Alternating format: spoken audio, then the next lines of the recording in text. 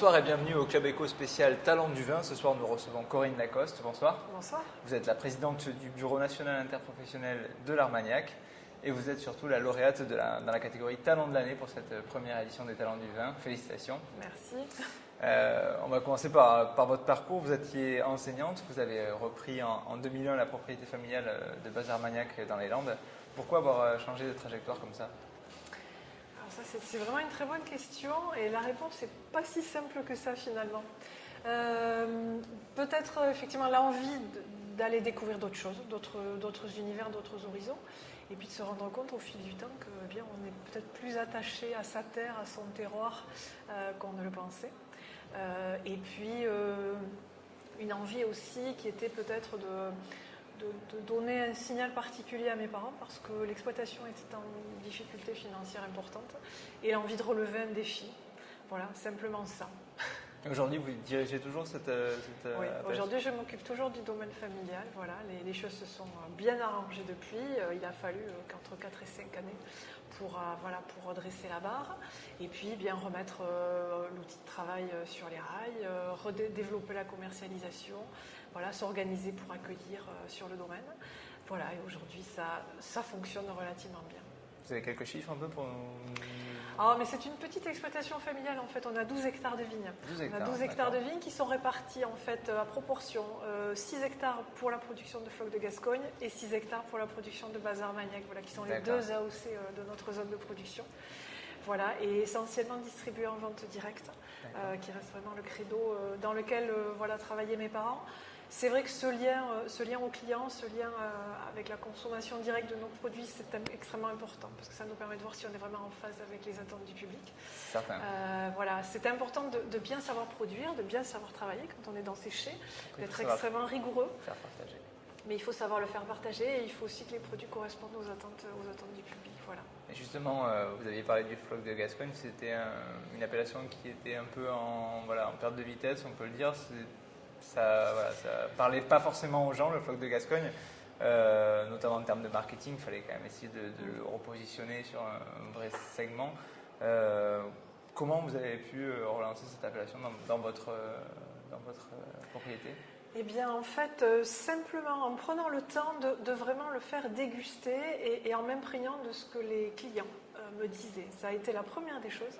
J'ai fait au fond, à moi toute seule, ma petite enquête conso.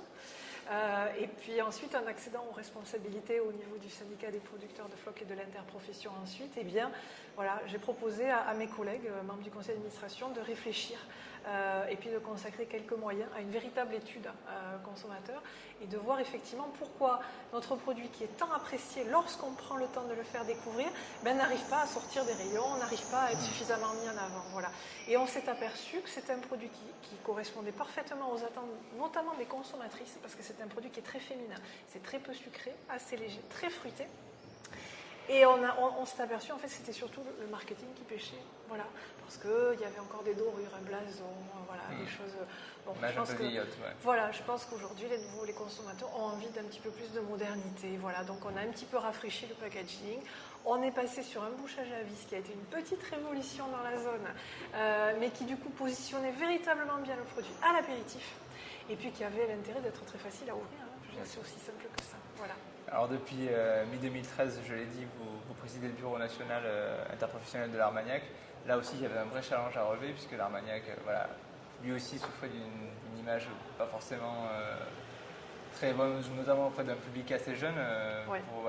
Alors, c'est vrai que l'Armagnac, auprès d'un public initié, a une image de marque extraordinaire. Voilà, est un produit qui est très bien vu, très bien perçu, qui est très très apprécié, très prisé.